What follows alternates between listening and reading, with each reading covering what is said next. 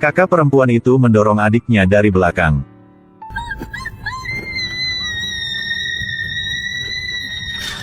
Buat adiknya jatuh ke dalam sumur. Dia tidak membantu adiknya. Bahkan dia dikombinasikan dengan bibinya untuk menutup sumur. Tidak terduga, Nguyet Nuong telah dibantu. Tran He telah menyelamatkannya. Denyut nadi Nguyet Nuong setelah diselamatkan sangat lemah. Kondisinya tidak baik. Anggota keluarganya tidak membawanya ke rumah sakit. Mereka diam-diam membawanya ke sebuah rumah terlantar. Mereka meninggalkannya. Situasi ini telah terlihat oleh Dai Ngok. Dai Ngok adalah seorang pengembara. Dia selalu disakiti orang lain. Kecuali Nguyet Nuong yang selalu menjaga dan memberikannya makanan. Meskipun bodoh. Saat lihat Nguyet Nuong ditangkap, Dai Ngok hancur pintu agar masuk. Dia ditakuti banget saat lihat wajah Nguyet Nuong yang tidak berdarah. Pada saat itu, beberapa burung walet bertinja di kelapa Dai Ngok. Dai Ngok marah banget. Dia menggunakan tongkat agar mengusir burung. Tiba-tiba, sebuah sarang burung walet jatuh. Bertinja di kepalaku. Aku akan memasakmu. Lalu Dai Ngok masak sarang burung walet di rumah terlantar. Meskipun dia kurang pintar, hatinya baik.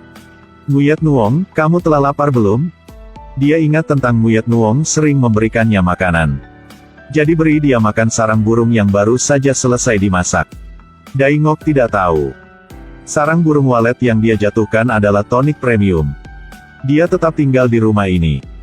Setiap hari ia memasak sarang burung walet dan memberikannya kepada Nguyet Nuong sedikit demi sedikit. Orang baik hati pasti dikembalikan. Nguyet Nuong diberikan makanan setiap hari. Sehingga kesehatannya telah lebih baik. Sedangkan, Nguyet Chow tahu Nguyet Nuong hampir mati. Sehingga dia telah mengatakan kebenaran dengan Tran He. Tran He telah tahu hubungan antara Nguyet Nuong dan keluarga Hoang.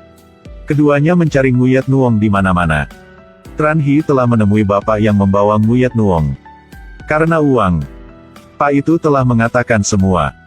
Besok pergilah ke rumah yang ditinggalkan itu untuk menerima mayatnya. Setelah tahu alamat, Tran He segera ke sana. Dia menyadari ada orang sedang mengikutinya. Keduanya bertarung. Pria itu menendang bantal di perut Tran He. Dorongkan kepala Tran He mengenai kawat baja yang tajam. Tran He mencoba untuk memprotes. Langkah di dinding, jatuh ke belakang. Keduanya jatuh ke dalam rumah terlantar tempat Nguyet Nuong dikurung. Tran He jatuh kepada Dai Ngok yang sedang menaiki tangga untuk mengambil sarang. Hal ini menakutkan Nguyet Nuong. Akhirnya, Tran He telah bertemu dengan orang yang dia cari. Masih belum bahagia. Dia dipukul oleh penguntit dari belakang. Nguyet Nuong setelah bangun, dia diikat sama Dai Ngok dan Tran He. Kemudian, Longka memimpin orang-orang. Longka menyuruh orang-orang itu membunuh Nguyet Nuong dan Dai Ngok. Tran He dibawa ke mobil. Apakah kamu mau menculikku? Tuan muda keluarga Tran tidak malu pernah belajar di Inggris. Wanita yang ada di rumah adalah tunanganku. Kalau kamu menculik dia juga, aku akan bilang dengan ayahku. Dia akan membayar kamu lebih banyak uang. Aku satu-satunya cucu dari keluarga Tran selama 3 generasi. Ayahku pasti akan mendengarkanku. Ketika Longka dengar tentang uang, matanya menjadi cerah, dan dia menyuruh seseorang untuk membawa Nguyet Nuong bersamanya. Semua hal inilah rencana Charlie Truong. Dia membiarkan orang menculik Tran He. Untuk mencegah Tan Chong bersaing dengannya untuk posisi Presiden Asosiasi Perdagangan. Di sisi ini, Tan Chong menerima panggilan telepon dari Longka. Minta 150 juta untuk membebaskan anaknya. Dan menyuruh Tan Chong membawa uang itu ke keluarga Hoang sendiri. Para penculik membawa Tran He dan Nguyet Nuong ke hutan dan tersesat. Agar keamanan, mereka pergi ke rumah Lunat Dao untuk bersembunyi. Tran Nat Dao berhutang budi pada Longka. Dia setuju dengannya. Keduanya dikurung bersama. Setelah itu, jangan. Tran He dan Nguyet Nuong dikurung di rumah tukang daging. Tukang daging itulah Mama Boy. Dia sangat mematuhi ibunya. Lunat Dao masak bubur. Para penculik melihat wanita tua itu memukuli kutu di lengannya untuk dimakan bersama bubur. Mereka melihat di masing-masing mangkuk mereka dicampur dengan kecoa. Mereka tidak mau makan lagi. Ibuku bilang, babi makan makanan tengik, manusia makan nasi. Adalah masalah keberuntungan. Tidak ada sebutir beras pun yang terbuang sia-sia. Makanlah semuanya bersih. Atas ancam Lunat Dao. Para penculik hanya bisa patuh makan nasi. Melihat kotoran kecoa di bubur, Tran He tidak bisa makan. Hanya Nguyet Nuong yang memakan setiap potongan besar. Seperti dia sedang makan kelezatan. Dari gaun Nguyet Nuong, wanita tua itu bisa tahu.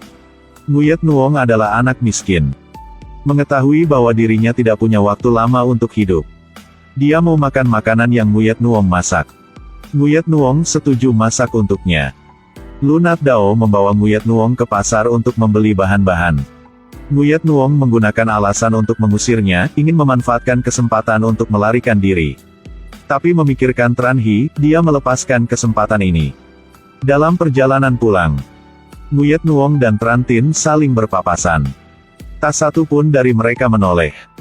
Setelah melewati satu sama lain, Tran Tin ingat Cuch Huong.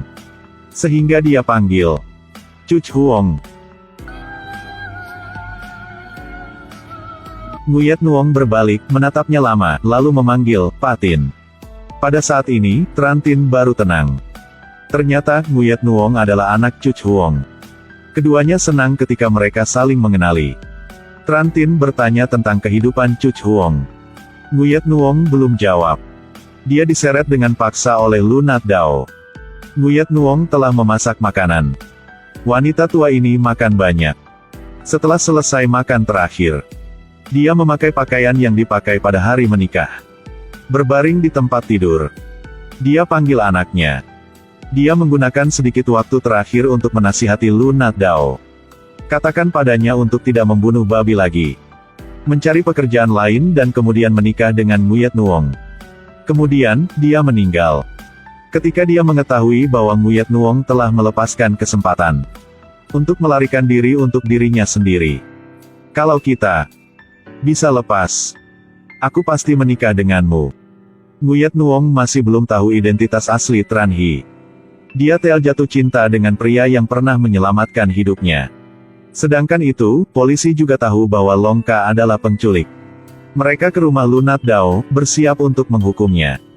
Kelompok Long Ka bersembunyi di rerumputan. Tran He mengeluarkan batu yang selalu tersembunyi di sakunya, agar memukul salah satu penculik. Suara itu telah menarik perhatian polisi. Tran He jatuh di rerumputan. Long Ka tembak ke arah Tran He. Nguyet Nuong hanya ingin pergi ke sana untuk memeriksa, tetapi dia pingsan. Setelah sadar kembali, dia telah ada di keluarga Hoang. Dia khawatir banget karena dia ingat hal terakhir dia lihat. Dia tanya Adao tentang kondisi Nguotu. Sayangnya, nama yang dikatakan Tran He padanya adalah nama palsu. Adao tidak tahu Nguotu siapa. Keduanya belum berbicara apapun. Tu Puong telah masuk dan mengusir Andao. Tu Puong tanya Nguyet Nuong apakah dia ingat apapun. Nguyet Nuong bilang dia telah didorong ke sumur. Orang itu bukan hanya dorongnya aja, tetapi juga menutup sumur itu. Bukan begitu. Tak seorang pun dorongmu ke sumur. Karena kamu merasa sedih banget sehingga kamu melompat sendiri.